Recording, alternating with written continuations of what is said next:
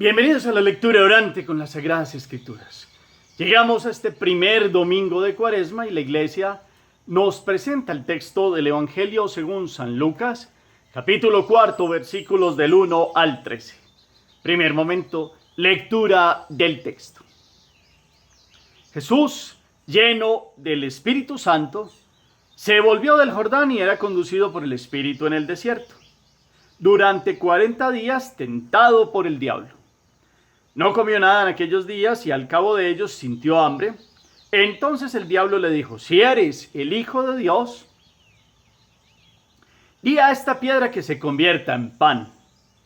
Jesús le respondió: está escrito, no solo de pan vive el hombre. Llevándole luego a una altura, le mostró en un instante todos los reinos de la tierra.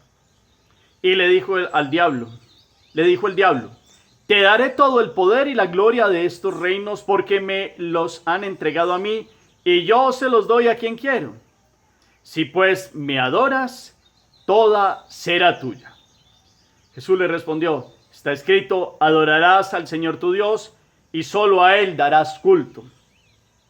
Le llevó después a Jerusalén, le puso sobre el alero del templo y le dijo: si eres Hijo de Dios, tírate de aquí abajo, porque está escrito, a sus ángeles te encomendará para que te guarden, y en sus manos te llevarán para que no tropiece tu pie en piedra alguna. Jesús le respondió: está dicho, no tentarás al Señor tu Dios. Acabada toda tentación, el diablo se alejó de él hasta el tiempo propicio. Palabra del Señor. Gloria a ti, Señor Jesús. Este primer domingo de Cuaresma invoquemos el Espíritu Santo, que nos acompañe en este desierto cuaresmal, de este camino de conversión que vamos trazando en la escucha de la palabra, pues Él venga a iluminar nuestra vida. Digamos juntos: ven, Espíritu Santo, llena los corazones de tus fieles y enciende en ellos el fuego de tu amor. Envía tu Espíritu y todo será creado y renovarás la faz de la tierra. Espíritu Santo, ilumínanos y santifícanos. Que este camino cuaresmal, iluminado hoy por esta palabra, nos lleve a tener fuerza ante la tentación para que podamos permanecer en tu gracia y en tu voluntad. Amén. Estamos en el primer momento. ¿Qué dice el texto? Lucas capítulo 4, versículos 1 al 13. ¿Dónde está Jesús? ¿Lleno de qué presencia está Jesús? ¿De dónde a dónde se dirige? Allí a quien se encuentra. Este que aparece delante de Jesús, ¿qué hace? ¿Qué le propone? Hay como 3 momentos de esta conversación. ¿Cómo responde Jesús? ¿Y qué termina diciendo al final el Evangelio? Recomponemos la lectura, 2 lecturas pausadas, claras, mirando detalles. Después lo hacemos a través de la memoria, recomponiendo el texto, para que quede en nuestro corazón un primer momento de lo que objetivamente dicen las palabras, pero también de lo que queda después de este primer momento de la lectura. Segundo momento, meditación. Ya hemos comenzado el miércoles con la ceniza, todo un camino de Cuaresma, de conversión, de invitación a replantear la vida en los criterios de Dios, no en nuestros propios criterios, renunciando al hombre viejo, y parte de la señal de la cruz que nos indica esta caducidad de esta vida concreta que tenemos ahora, que es un aprendizaje, pero que también nos indica que debemos dejar en cenizas la vida antigua, el hombre viejo, y proponernos un camino donde la voluntad de Dios sea como la mirada de frente, hacia Él, caminando en Dios. Y hoy la Iglesia nos presenta el texto de las tentaciones en el desierto en la propuesta que nos hace Lucas de cómo fue que aconteció aquel momento que es de los primeros de la vida pública de Jesús. Lucas nos ha hablado de la infancia de Jesús. Lucas nos ha reconstruido cómo fueron todos los detalles del nacimiento del Bautista, el nacimiento del Señor, las reacciones, la presentación en el templo, todo el crecimiento de Jesús entre los doctores de la ley, y después la vida en Nazaret, y después nos ha presentado la predicación de Juan el Bautista, y antes de este texto, según Lucas, nos ha mostrado la genealogía de Jesús, cómo Jesús viene a ser el nuevo Adán, porque empieza partiendo de José para llegar hasta Adán.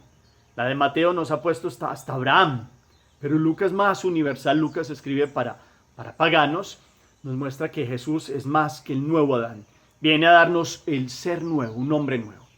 Y entonces el primer momento después del bautismo de Jesús, que es previo a esta genealogía, es se bautiza y se dirige al desierto, y todo lo que significa el desierto para la historia de Israel. Es importante que vayamos mirando muchos detalles y elementos que tiene hoy este evangelio y hacia dónde llevamos la meditación.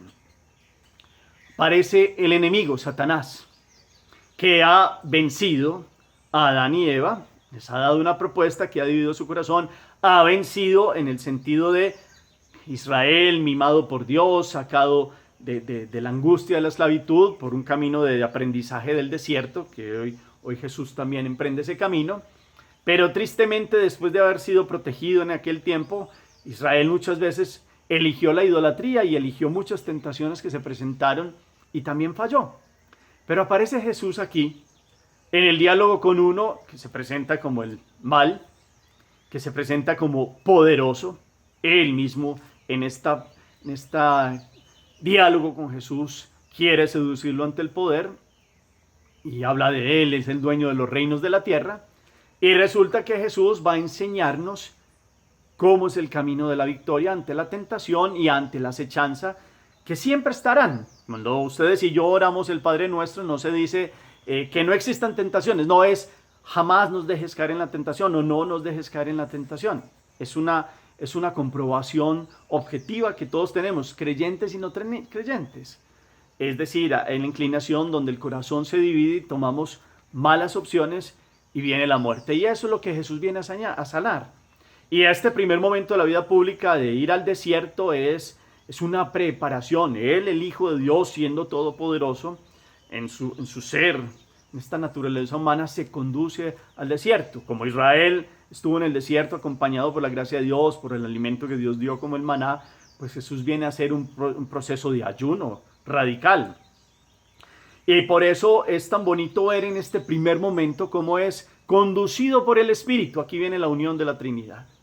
El Padre ha enviado al Hijo y el Hijo, lleno del Espíritu, que es el amor del Padre y de Él, es una fuerza que lo lleva al desierto, a un camino de preparación, a ascesis radical, a ayuno. Él, siendo Dios, toma este camino de 40 días de ayuno y después dice el texto que sintió hambre, claro.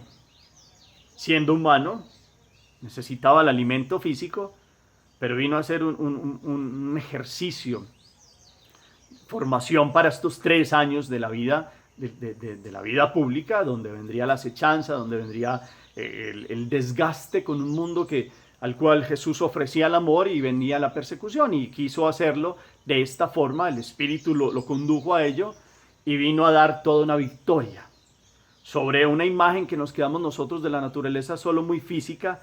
Pues Él vino inclusive a forjarse en el ayuno y en la abstinencia y en la oración, toda una fuerza de encuentro con el Padre para proponer toda esta vida del amor de Dios. Y entonces aparece el tentador, que siempre ha estado en momentos puntuales, se atreve inclusive a aparecerse delante de Jesús y a ponerle trabas al estilo del Mesías, del mesianismo que él traía. Este tentador quiere hacer que Jesús, a través de 3 propuestas, no siga el camino del mesianismo, del abajamiento de Dios, sino por el contrario, tentándolo, diciéndole: si eres el Hijo de Dios, es decir, pues Dios Todopoderoso, tienes poderes, utilízalos como los utiliza el mundo. Y entonces aparece esta triple propuesta donde, sabiendo el hambre, empieza por allí. Sabe que Jesús ha tomado la condición humana y en su debilidad tiene hambre. Jesús se había propuesto hacer un ejercicio de ayuno y este tentador aparece diciéndole: bueno, si eres el Hijo de Dios, di a esta piedra que se convierta en pan, y en pan es la primera. Y aquí aparece la forma de responder de Jesús, que es parte de esta meditación, y es: con la tentación no se dialoga. Ese es el hilo conductor que yo les quiero que hoy miremos en la respuesta de Jesús. Da el diálogo contundente, no se queda, ¿será que sí? Bueno, y se pone a pensar, no, es contundentemente con la palabra de Dios. Jesús mismo responde claramente, no solo de pan vive el hombre. Pueden ir a mirar Deuteronomio 8:3, no solo de pan vive el hombre. En ese contexto del Deuteronomio, la palabra está hablando de cómo 40 años en el desierto fue una prueba y una formación de Israel en Dios para que confiara en Dios. Por eso dice Deuteronomio 8:3, te humilló y te hizo pasar hambre y disponer el alimento con el maná, que tú ni conocías ni tus padres conocieron, para hacerte saber que no solo de pan vive el hombre, sino que el hombre vive de todo lo que sale de la boca de Yahvé. El hombre más bien se alimenta del mandamiento de Dios y en él se complace. Y hay un alimento ahí con la sabiduría de Dios. Y entonces con esto viene a mostrar Jesús que claro, el cuerpo necesita el pan, pero más que eso somos espíritu también. Y el espíritu se alimenta de la palabra de Dios, de la sabiduría de él. Por eso si ustedes van a mirar los paralelos que nos traen las escrituras al lado, la Biblia de Jerusalén, nos pone otras palabras interesantes. Amós capítulo 8:11 dice, he aquí que vienen días, oráculo del Señor Yahvé, en que yo mandaré hambre a la tierra, y no hambre de pan, ni sed de agua, sino de oír la palabra de Yahvé. Es otra forma que la palabra de Dios nos pone. El ser humano como espíritu, unido a esta carne, se alimenta de la palabra de Dios. Los judíos tenían la Torá, los escritos de los profetas, lo que Dios había dicho, los mandatos de Dios, y eso era alimento para el alma. Primer alimento aún más importante que el del cuerpo. Vendrán días que vendrá una sed y hambre de Dios, no como la que física, sino de escuchar su palabra, dice Amós capítulo 8 y 11. Entonces esta meditación nos va llevando a, claro, el cuerpo necesita un sustento y Dios lo da en su providencia, pero tenemos que tener más hambre y más sed de esta sabiduría que tiene su palabra. De hecho, si seguimos mirando paralelos que nos da esta primera tentación, Jesús responde con la palabra de Deuteronomio 8:3, pero también podemos mirar Proverbios 9:5. Nos dice, habla de la sabiduría necesaria para alimentarse.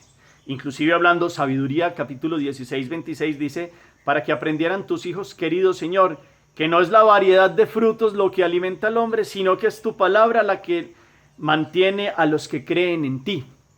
No variedad de frutos, sino que es tu palabra a los que creen en ti. Nos lo dice sabiduría. Entonces la meditación lo invito a pensar. Usted y yo nos alimentamos de la palabra de Dios. En esa sabiduría encontramos saciar nuestra hambre y nuestra sed del sentido más último, el fin más necesario de nuestra vida. También en Eclesiástico capítulo 24, versículos 19-21 dice, vengan a mí los que me desean y sáciense de mis frutos, que mi recuerdo es más dulce que la miel, mi heredad más dulce que los panales. Los que me comen aún tendrán más hambre, los que me beben aún sentirán más sed. Está hablando del elogio de la sabiduría. Solo en la sabiduría se encuentra la saciedad de Dios y eso nos permite buscarlo más y amarlo más y tener un hambre y una sed que son buenas del corazón y es encontrarse con Dios. Entonces esta primera tentación Jesús la pone en el plano de el alimento del espíritu. Satanás está mostrándole la necesidad de lo concreto del pan material y Jesús le dice no solo de pan vive el hombre sino de toda palabra que sale de la boca de Dios. Qué bueno mirar estas citas que les puse, Eclesiástico 24, 19, 21, Sabiduría 16, 26, Proverbios 9, 5, Amós 8, 11 y el mismo 8, 3, que es parte de la respuesta que da Jesús. Entonces, contundente, Jesús responde, no se queda dialogando y pensando y divagando, contundente con la palabra. No satisfecho el mal, da su segundo acecho. Y el segundo acecho va con fuerza y es llevarlo a lo alto y mostrarle los reinos de la tierra. Los reinos que supuestamente dice él que él es el poderoso.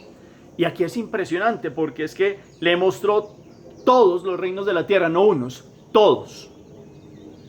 Y después le dice, te daré todo el poder y la gloria de estos reinos porque me los han entregado a mí y yo se los doy a quien quiero. Ustedes me han escuchado muchas veces a mí, al padre Rubén, hablar de el que le da todo al todo, el todo le da todo. El todo es Dios.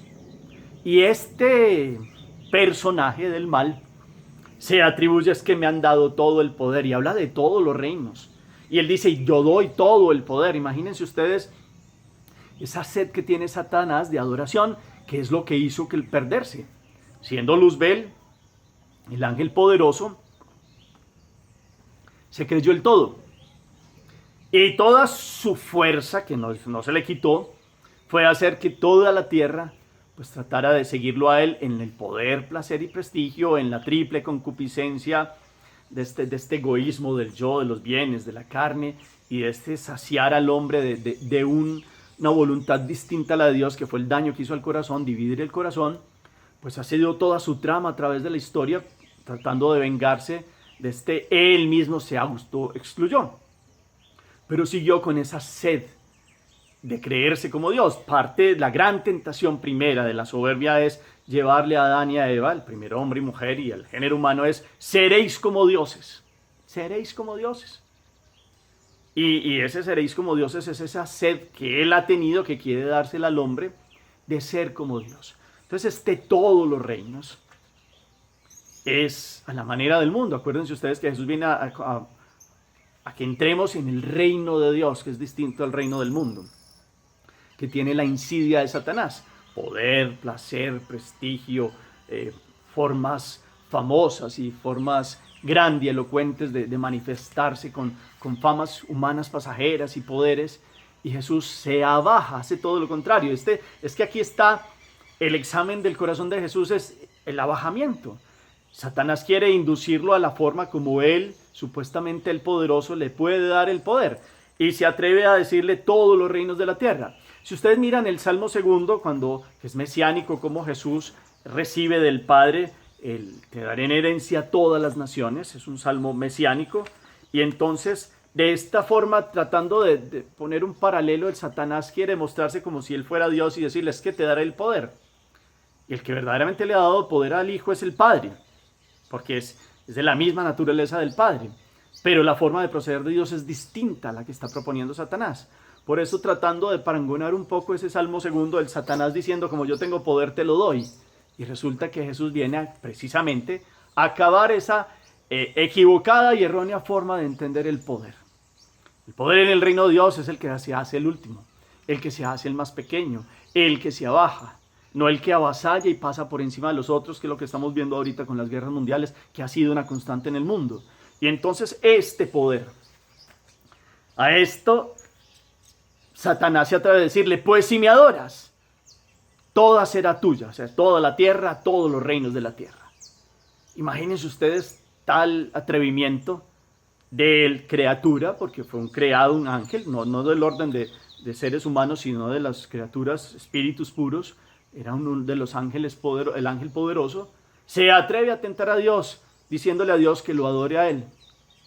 Cómo se invierten los papeles de la tierra, y eso es lo que ha hecho el Satanás en el mundo, invertir el bien y el mal.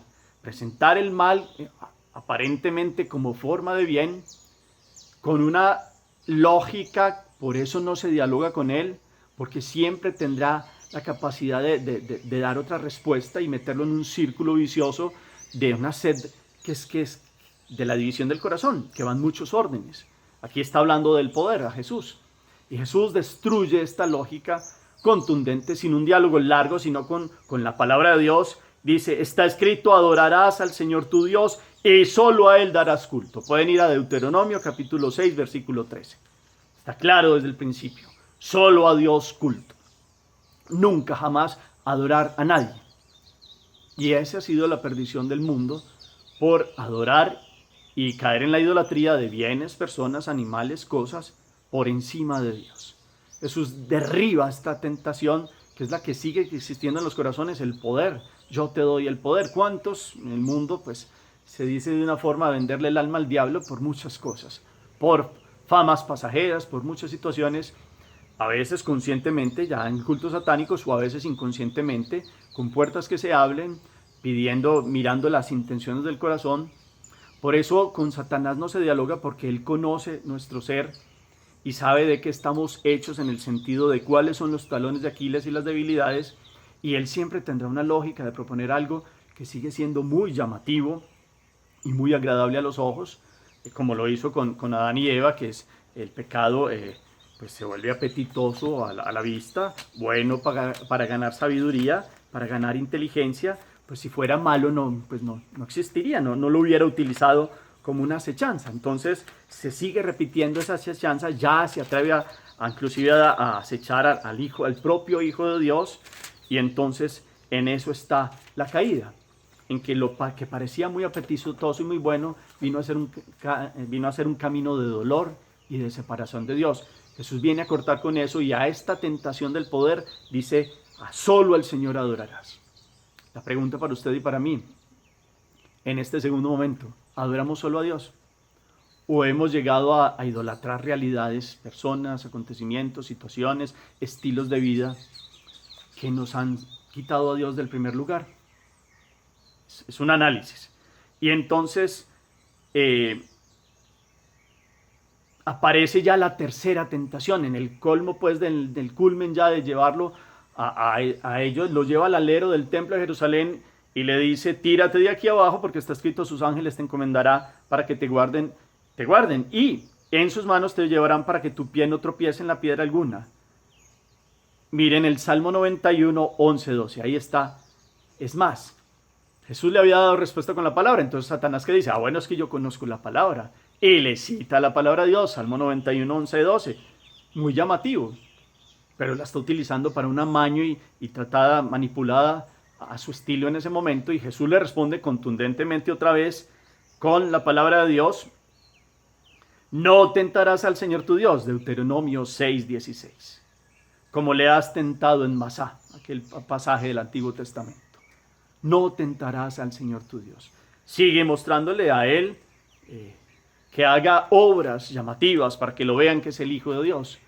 Y él trae el mesianismo oculto, que preferirá Jesús muchas veces cuando hace milagros, porque él viene a mostrar el amor de Dios. Claro, el amor de Dios tiene un poder, y después los milagros mostrarán ese poder de Dios, pero no es la intencionalidad de Dios. La intencionalidad de Dios es enseñar el amor, el abajamiento, el servicio a todos los demás. Satanás quiere, por pequeñas instigaciones, hacer que Jesús cambie el estilo de la salvación y termine yendo en contra de su Padre Celestial.